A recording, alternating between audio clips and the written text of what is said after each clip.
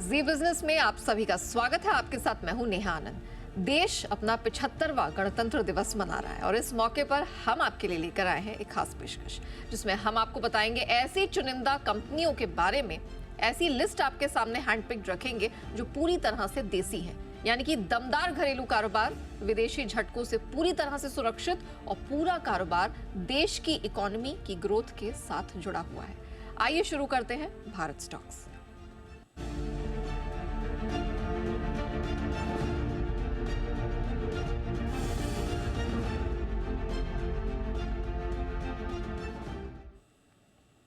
तो चलिए आज की कड़ी में हमारे साथ जो खास मेहमान, जो पैनलिस्ट जुड़े हैं, उनसे आपका परिचय करा दें। जाने माने market expert Ambarish Baligha sir हमारे साथ हैं। शेर खान के संजीव होता जी हमारे पैनल का आज हिस्सा है। Last but not the least Motilal Oswal के सिद्धार्थ खेमका जी भी आज हमारी खास पेशकश भारत स्टॉक्स का हिस्सा बने हैं। सबसे पहले तो हमारे सभी मेहमानों का बहुत बहुत स्वागत है और आप सभी को happy republic day. Baligha sir, आपके साथ शुरुआत करेंगे। सर, क्या भेंट लेकर आए हैं जो कि शुद्ध देसी स्टॉक है लेकिन दमदार प्रदर्शन है और हमारे भारतीयों को उस पर गर्व होगा और पोर्टफोलियो को भी नाज होगा? Yeah, first of all, happy Republic Day to all of you, all your viewers and everyone at Z Business. मेरा जो पहला स्टॉक है वो है जेके पेपर।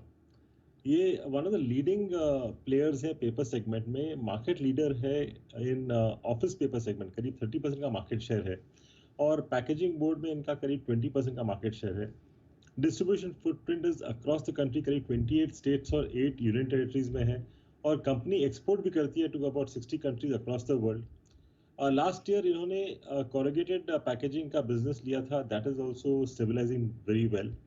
और Q2 का जो परफॉर्मेंस था काफ़ी दमदार था। रेवेन्यूज करीब 74% ग्रो किए थे, EBITDA moved up by about 145%, margins करीब 33% के थे और नेट डेट इनका काफ़ी कम हुआ है। और अभी हम लोग देख रहे हैं कि लास्ट कई महीनों से पेपर प्राइसेस भी आस्ते आस्ते बढ़ रहे हैं। तो यहाँ पे जो मेरा एक्सपेक्टेड ईपीएस फॉर FY25 करीब 78 का है और टारगेट प्राइस बनता है 468 का। चलिए, तो आज की हमारी खास पेशकश भारत स्टॉक्स का जो पहला भारतीय स्टॉक है वो आपके सामने निकल कर आया है। अब चलते हैं संजीव होता सर की तरफ। सर बताइए, भारत की ग्रोथ स्टोरी से जुड़ा हुआ वो कौन सा देसी स्टॉक है जो आज आपको पसंद आ रहा है? जी, happy republic day to everyone. आज जो मेरा स्टॉक है वो इंडिया का टूरिज्म और हॉलिडे को लिवरेज करने के लिए है। एक होटल स्टॉक है सामी होटल। ये जो होटल है वो ब्रांड जो है इसका मैरियट है, हायट है और आईएचजी है। जो चार चीजें अच्छी लगती है ये होटल में, पहला तो ये है कि इसका जो डिलीवरेजिंग साइकिल है वो शुरू हो गया है। बैलेंस शीट अभी डिलीवरेज हो रहा है, कैश फ्लो इंप्रूव हो रहा है। 14 से 15% का ग्रोथ है उसके पोर्टफोलियो में आने वाले 2-3 सालों में और हमारा अनुमान है कि 24% का EBITDA ग्रोथ आएगा ओवर FY23 टू 26, जिसकी वजह से कैश फ्लो और ज्यादा इंप्रूव होगा। Q3 इसका रिजल्ट अभी तक आया नहीं है, लेकिन हमारा एस्टिमेट है कि बहुत शानदार रिजल्ट पेश करने वाली है कंपनी। और वैल्यूएशन की बात करें तो अभी भी ये 30% डिस्काउंट पे चल रही है। इसका जो क्लोजेस्ट पीयर है शैले होटल से 8 टाइम्स ट्रेड कर रही है FY26 के वैल्यूएशन से, तो बहुत बड़ा एक रिस्क रिवार्ड फेवरेबल बन के आता है इसमें। तो यहाँ पे एक साल की जो टारगेट है वो है 222। 222 के टारगेट के साथ घूमो इंडिया घूमो और साथ ही अपने स्टॉक को दो देसी पोर्टफोलियो, अपने पोर्टफोलियो को आप दीजिए देसी स्टॉक का तड़का। तो सामी होटल्स पहली पसंद है संजीव होता सर की तरफ से आज हमारी इस खास पेशकश में। सिद्धार्थ सर, अब आपकी बारी आती है। सर बताइए, आज के शुभ मौके पर जो हमने भारत के 75वें गणतंत्र दिवस को देखते हुए ये खास शो तैयार किया है, इसमें आपकी क्या भेंट होगी हमारे दर्शकों के लिए? जी नेहा, शुक्रिया। और जी बिजनेस की सभी दर्शकों को गणतंत्र दिवस की ढेर सारी शुभकामनाएं, बधाई। जो मेरा पहला स्टॉक पिक है वो इंडिया के मेक इन इंडिया और पीएलआई थीम को लेते हुए हमने स्टॉक सिलेक्ट किया है, वो है सायंट डीएलएम। ये एक इंटीग्रेटेड इलेक्ट्रॉनिक मैन्युफैक्चरिंग कंपनी है जो कि एक प्रोडक्ट की एंटायर लाइफ साइकिल पर फोकस करती है। कंपनी का 3 दशक से ज्यादा का एक्सपीरियंस है। प्रमोटर जो है वो सायंट लिमिटेड, बहुत ही स्ट्रॉन्ग पेरेंटेज है विद ग्लोबल प्रेजेंस, जो इसको काफी एक बेनिफिट देता है। अभी हाल में ही उनकी रिजल्ट्स आए, नतीजे आए, बहुत ही स्ट्रॉन्ग क्वार्टर था। रेवेन्यू ग्रोथ 50% का था। जो उनके जो कोर सेगमेंट्स है, जो की सेगमेंट्स है, एरोस्पेस जहां 75% का ग्रोथ देखने को मिला और डिफेंस जो कि एक बहुत ही बड़ा सेगमेंट, उभरता हुआ सेगमेंट में, वहां पे 2x ग्रोथ देखा हमने ये दो वर्टिकल्स के रेवेन्यू पे। ओवरऑल कंपनी का ऑर्डर बुक जो है 22.9 बिलियन रुपीस का है, काफी स्ट्रांग है, और नेट प्रॉफिट जो हमने ग्रोथ देखा 3.2x। तो हमें लगता है कि ये जो कंपनी है साइन डीएलएम, यहाँ ग्रोथ मोमेंटम काफी स्ट्रांग रहेगी। ऑर्डर बुक को देखते हुए हेल्दी ऑर्डर इनफ्लोज, जो कस्टमर्स हैं और जो सेगमेंट्स हैं एरोस्पेस डिफेंस, यहाँ से काफी इंटरेस्ट रहेगा। और जो प्रमोटर पेरेंटेज है, तो ओवरऑल अगर आप हमारे अनुमान को देखें तो हमारा अनुमान है कि 40% से ज्यादा रेवेन्यू ग्रोथ और 80% से ज्यादा पैड ग्रोथ अगले 2-3 साल में देखने को मिलेगा। तो काफी स्ट्रांग बिजनेस है। मेक इन इंडिया मॉडल पर भरोसा रखिए और साइन डीएलएम पे बाय व्यू रहेगा। टारगेट प्राइस हमारा एक साल का 830 का है। बिल्कुल, अब तो मेड इन इंडिया मॉडल पर ही न सिर्फ भारतीयों का बल्कि पूरी दुनिया का फोकस है, और साइंट इंडस्ट्रीज इसी साइंट डीएलएम इसी कड़ी का एक स्टॉक है जो आज खेमका सर आपके लिए लेकर आए हैं। चलिए बालिगा सर, अब आपकी बारी आती है। आपकी तरफ से हमने देखा कि पहला तो स्टॉक जेके पेपर आपने भेंट कर ही दिया है। अब बताइए वो दूसरा दमदार पिक आपकी कौन सी होगी जिसके फंडामेंटल्स दमदार है, और ये है शुद्ध देसी स्टॉक। शुद्ध देशी स्टॉक जो जोड़ती है कंट्री को, Pidilite, one of the best known brands है फेविकॉल, और काफ़ी दूसरे मेजर ब्रांड्स हैं इनके, जैसे फेविक्विक है, एमसील है, फेविक्रिल है। ऑपरेशंस है करीब 8 देशों में, 33 मैन्युफैक्चरिंग प्लांट्स है और 35 आउटसोर्स मैन्युफैक्चरर्स हैं इनके। 850 से ज़्यादा प्रोडक्ट्स हैं, 80 कंट्रीज़ को एक्सपोर्ट करते हैं। इनका B2C बिजनेस जो मेन बिजनेस है करीब 81% का है, that is where the brand has been built, और करीब 19% B2B बिजनेस है। लास्ट 2 साल में नियरली 27% ग्रोथ दिखाया था, पर मार्जिन्स इनके सफर किए थे क्योंकि raw material price was going up और मार्केट एब्जॉर्ब नहीं कर रहा था। मार्जिन्स करीब 23% से कम हुए थे 17% पे, तो इसीलिए स्टॉक अंडर परफॉर्म किया था up to October last year. पर उसके बाद हम लोगों ने काफ़ी अच्छा रिवाइवल देखा है। अभी जो रॉ मटेरियल प्राइसेस हैं, करीब 25% raw material is when, vinyl acetate monomer. यहाँ काफ़ी हम लोग ने प्राइस करेक्शन देखा है और ये काफ़ी पॉजिटिव है पिडिलाइट के लिए। और इसके लिए हम लोग ने देखा था कि margins also have improved quite sharply Q3 में, और margins are again back to 24% plus. तो यहाँ पे मेरा FY25 का जो एक्सपेक्टेड EPS है करीब 44 का है, और टारगेट बनता है 3080। चलिए, तो आपके पोर्टफोलियो को मजबूत जोड़ देना है तो पिडिलाइट इंडस्ट्रीज अम्बरीश बालिगा सर की तरफ से आज दूसरी पिक निकल के आ रही है। संजीव होता सर, सामी होटल्स पर आपने भरोसा अब जरूर दिखाया है, लेकिन बताइए सर, भारत की ग्रोथ स्टोरी में और ऐसा आपको कौन सा कैंडिडेट, एलिजिबल कैंडिडेट दिख रहा है जो अच्छी ऊर्जा हमारे दर्शकों के पोर्टफोलियो को दिला सकता है? जो सेकंड स्टॉक है वो पावर यूटिलिटी स्पेस से है, CESC लिमिटेड, और यहाँ पे जो एक साल का टारगेट प्राइस है 162। कंपनी अभी aggressively renewable energy growth strategy में काम कर रही है, जहाँ पे करीबन 13,000 करोड़ का कैपेक्स का प्लान है नेक्स्ट 4 to 5 इयर्स में, जिसकी वजह से हमको लग रहा है कि इसका जो ESG रेटिंग है वो भी सुधर जाएगा और इसका गुड वैल्यू प्रोपोजिशन निकल के आएगा कंपनी के लिए। और इसका पोटेंशियल जो टर्न अराउंड हो रहा है डिस्ट्रीब्यूशन बिजनेस में, राजस्थान में ऑलरेडी पैट ब्रेक इवन हो चुका है और मालेगांव और चंडीगढ़ में आने वाले सालों में होने वाला है, जिसकी वजह से और एडेड वैल्यू क्रिएट होगा कंपनी में। नोएडा पावर जो इसकी सब्सिडरी है, वहां पे स्ट्रॉन्ग नंबर्स उभर के आ रहे हैं। EBITDA ऑलरेडी 255 करोड़ का है। जो ROE है उसका, वो ऑलरेडी रेगुलेटेड ROE से ऊपर है, अराउंड 15% का, और कैश है 724 करोड़ का। तो मुझे लग रहा है ये सब जो है अभी भी वैल्यूएशन में रिफ्लेक्ट नहीं कर रहा है। कंपनी अभी 1.5 टाइम्स ट्रेड हो रही है price to book value FY26 valuation पे, और 4% का इसका डिविडेंड यील्ड है। तो मुझे लगता है रीरेटिंग के लिए बहुत बड़ा रूम है CSC में, तो यहाँ पे बाय की सलाह रहेगी, target price of 162। CSC miss मत करिएगा, 162 तक ऊपर जाने का दमखम रख रहा है, लेकिन कम से कम आपको एक साल का ऐसे समय देना होगा। खेमका सर, साइन डीएलएम के बाद अब दूसरा कौन सा स्टॉक है जो आपको पसंद आ रहा है? यहाँ जो दूसरा स्टॉक है वो आपके संजीव सर से इंस्पायर्ड होते हुए घूमो इंडिया घूमो थीम से है, वो है लेमन ट्री। लेमन ट्री एक मिड साइज होटल सेगमेंट में काफी एक्सपेंशन कर रहा है। हमने देखा ओवरऑल इंडिया में जो होटल स्पेस है उसमें काफी डिमांड इंप्रूवमेंट हुआ है, डोमेस्टिक टूरिज्म पे काफी फोकस है। हाल के जो इवेंट्स है उससे होटल सेक्टर्स को काफी बेनिफिट मिला है, चाहे वो जो अभी वर्ल्ड कप हुआ उसके बाद हमने एक जो गवर्नमेंट ने होस्ट किया ग्लोबल इवेंट्स, और अभी जो हमने देखा जो नए मंदिरों के जो निर्माण हुए, उससे भी काफी डोमेस्टिक मार्केट को, टूरिज्म को बेनिफिट मिल रहा है।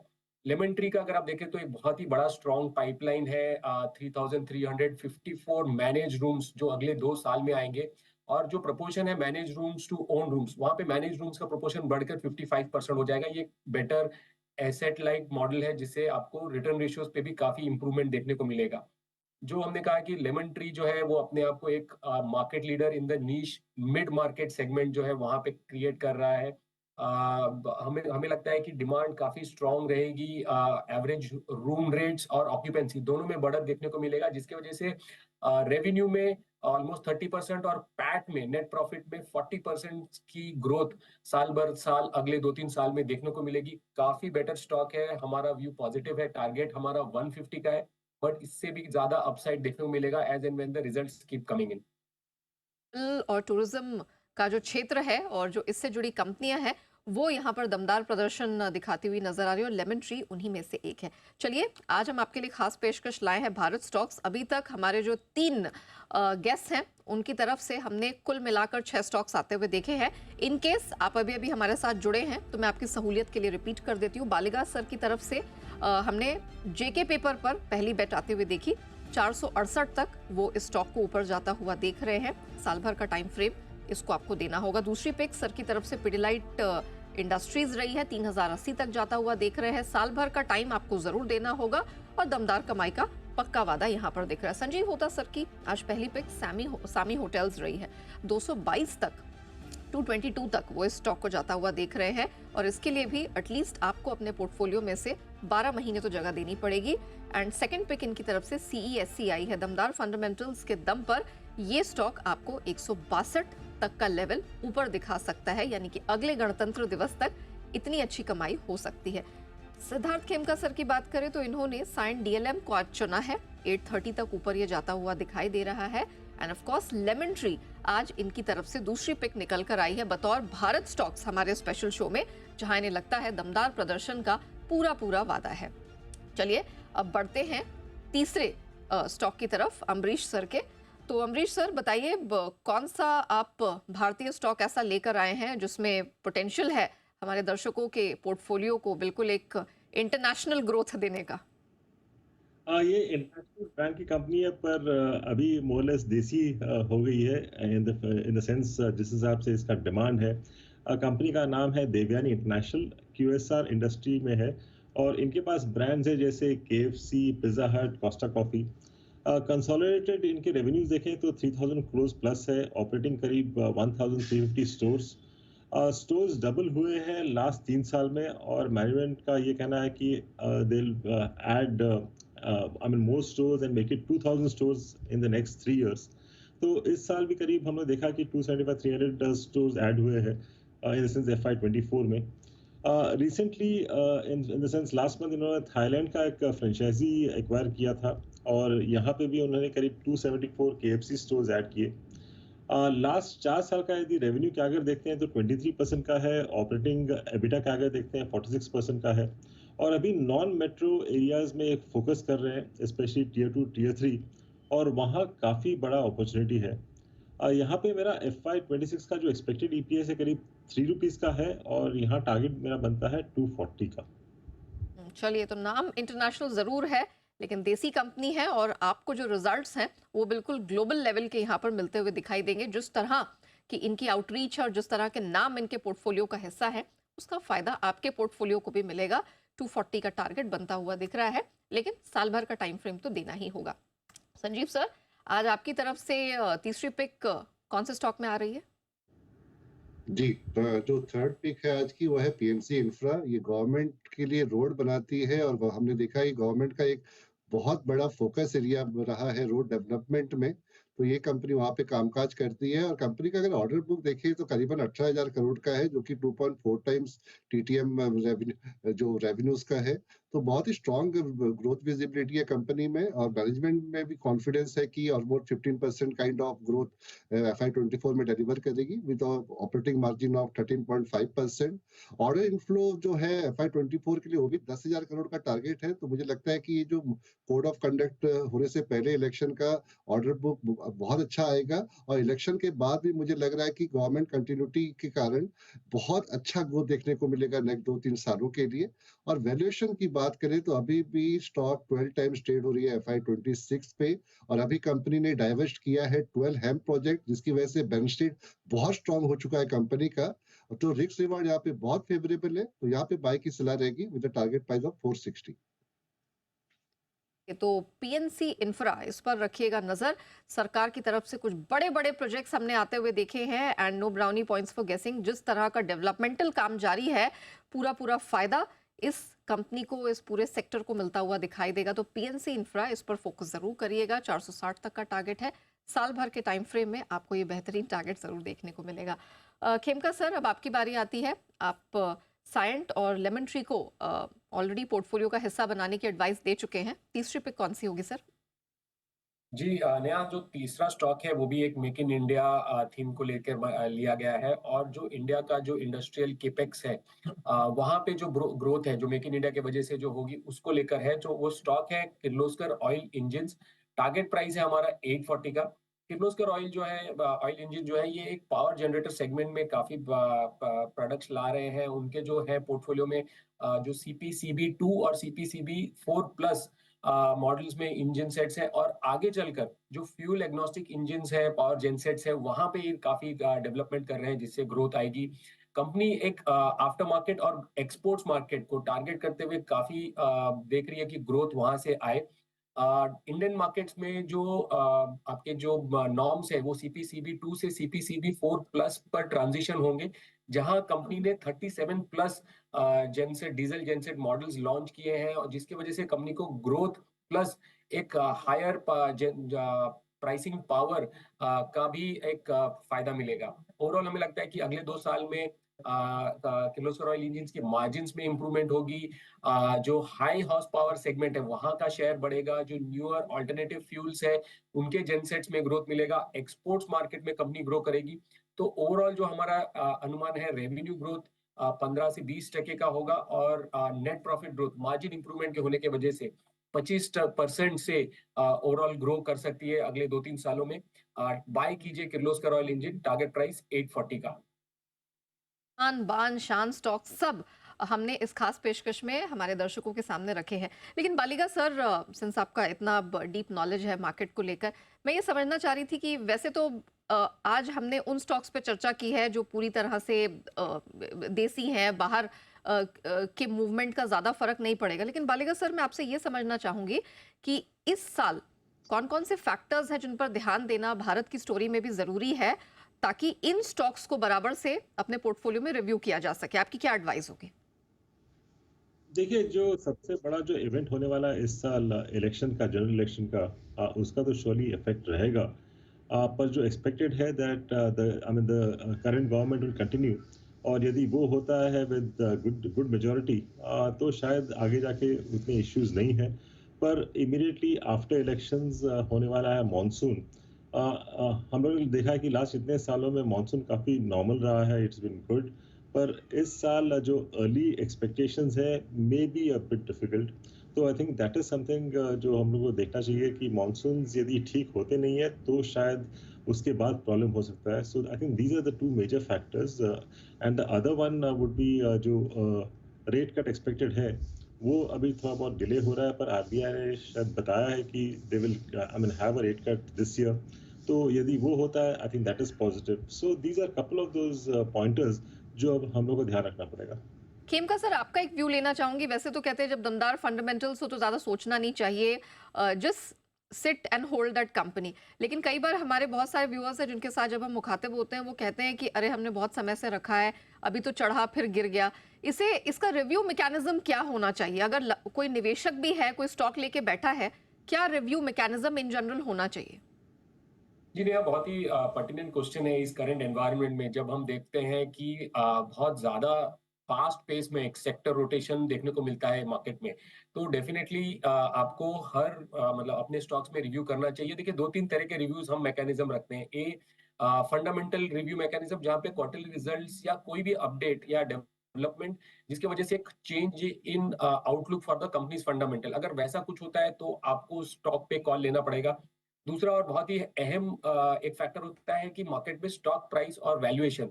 बहुत बार होता है कि थोड़ा बहुत जो यूफोरिया की वजह से, अभी जैसे हम देख रहे हैं बहुत सारे मिड कैप स्मॉल कैप्स में valuations are ahead of fundamentals, तो वहां कहीं ना कहीं आपको एक कॉल लेकर थोड़ा बहुत ट्रिम कर सकते हैं, थोड़ा प्रॉफिट बुकिंग कर सकते हैं, ताकि जो market, because market doesn't move in one way direction, हमें मार्केट में साइकिल देखने को मिलेगा, थोड़ा बहुत करेक्शन आने को ही वंस इन अ वाइल मिलेगा। तो डिप्स में यूज करें, बाय करिए, एवरेज आउट करिए, but at higher levels definitely एक प्रॉफिट बुकिंग, अगर वैल्यूएशंस जो है वो फंडामेंटल से अहेड चले गए हैं, तो ये दो एक रिव्यू मैकेनिज्म रखें तो आपको काफी बेटर रहेगा अपने पोर्टफोलियोज को पॉइंट टू पॉइंट मॉनिटर करने के लिए। चलिए, thank you so much Sanjeev sir, Siddharth ji and of course Baliga sir, आप सभी का आप समय निकालकर हमारे साथ इस महत्वपूर्ण इवेंट पर जुड़े और अपनी बहुमूल्य राय और अपने स्टॉक पिक्स हमारे दर्शकों के साथ शेयर की, उसके लिए आपका बहुत बहुत धन्यवाद। चलिए, हमारी इस खास पेशकश में इतना ही, मुझे दीजिए इजाजत।